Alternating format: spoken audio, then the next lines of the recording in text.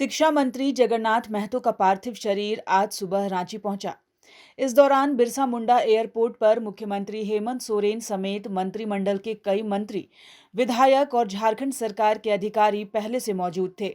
Airport से सैकड़ों गाड़ियों के काफिले के बीच स्वर्गीय जगन्नाथ महतो के पार्थिव शरीर को विधानसभा लाया गया। एयरपोर्ट से विधानसभा तक लोग टाइगर जगन्नाथ दा अमर रहे का नारा लगा रहे थे। विधानसभा परिसर में उन्हें सलामी दिए जाने के उपरांत मुख्यमंत्री हेमंत सोरेन समेत मंत्रिमंडल के सहयोगी मंत्रियों, विधानसभा अध्यक्ष रविंद्रनाथ महतो, केंद्रीय मंत्री अन्नपूर्णा देवी, सत्तापक्ष और विपक्षी दलों के विधायक समेत झारखंड सरकार के वरीय अधिकारियों ने नम आंखों से जगन्नाथ महतो को श्रद्धांजलि दी। डुमरी के लोकप्रिय विधायक जगन्नाथ महतो का असमय निधन झारखंड के लिए अपूरणीय क्षति है। श्रद्धांजलि देने के बाद विधानसभा अध्यक्ष रविंद्रनाथ महतो ने कहा कि जनहित के मुद्दों को उठाने में जगन्नाथ जी कभी पीछे नहीं रहे।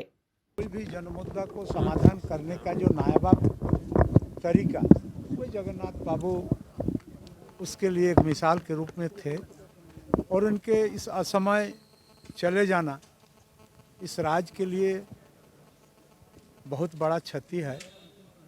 इनके चले जाने से जो राजनीतिक जगत में जो रिक्ति उत्पन्न हुई निकट भविष्य में उनको पूरा करना मुश्किल है। जगन्नाथ जी को नमन करते हुए, श्रद्धासुमन अर्पित करते हुए बहुत लंबे समय तक काम करने का साथ में अवसर मिला और हर छोटी से छोटी, बड़ी से बड़ी समस्या जो झारखंड की होती थी, चर्चाएं होती थी, बहुत ही बेबाक ढंग से बात अपनी रखते थे, चाहे सरकार की बात हो या विपक्ष की बात हो।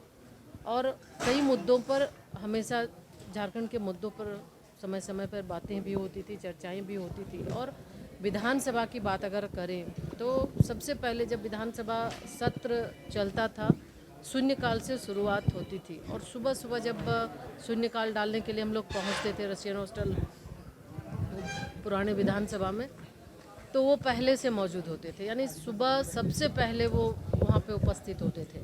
अच्छे नेता, अच्छे साथी, एक मार्गदर्शक के रूप में झारखंड को देखा गया है। उनको लोग टाइगर के नाम से पुकारते थे, लेकिन टाइगर इससे तक लगता है कि हमने उनके साथ बहुत दिनों तक समय गुजारे हैं। उनको जो काम वो बोलते थे वही करते थे, जो इशू पकड़ते थे उस इशू को अंजाम देने की कोशिश करते थे, इसीलिए उनको टाइगर कहा जाता था। आज उनके नहीं रहने से, निधन होने से आज विधानसभा में उसका भावभीनी श्रद्धांजलि दी गई है। मैं उनका आत्मा के लिए ईश्वर से प्रार्थना करते हैं और इस कठिन परिस्थिति में उनके परिवार को सहने की शक्ति ईश्वर दे। जो सवाल पूछते थे विधानसभा में जवाब देने का पहले भी वो संपर्क करते थे कि इसमें मामला ऐसा है, इस तरह का है, और कई बार उन्होंने सरकार के या अधिकारियों के निर्णयों में परिवर्तन भी कराया। वे हठी नहीं थे, अपनी बात पर अड़े नहीं रहते थे, बल्कि ये जानकारी हो जाती थी कि सही क्या है तो सही को ही अपनाते थे। इसलिए कैसे व्यक्ति थे जो नौकरशाही के प्रभाव में कम रहते थे और जो उत्तर आते थे विधानसभा में उनकी छानबीन करते थे और मुझसे तो पहले भी संपर्क कर लेते थे कि अधिकारियों ने ऐसा कहा है, आपको लगता है कि कुछ और इतर है तो बताइए, और बताने पर वो बदलाव करते थे। अच्छे इंसान थे, चाहते थे कि सरकार में अच्छा काम हो। एक मुझे लगता है कि जितने मंत्री हैं उन मंत्रियों में इस मामले में सबसे अव्वल दर्जे पर उनको रखा जाए तो अतिशयोक्ति नहीं होगी। शब्दों में बयान नहीं किया जा सकता है।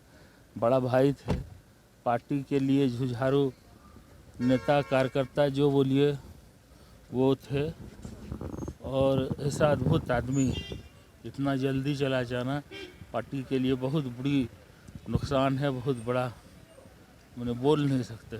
न्यूज़ विंग के लिए रफी शामी की रिपोर्ट। इस नए साल में भी हमारा साथ होगा, दिलों में वही विश्वास होगा, है हमारा वादा, अब बनाएं इंडिया को मजबूत ज्यादा। Wish you all a very happy new year.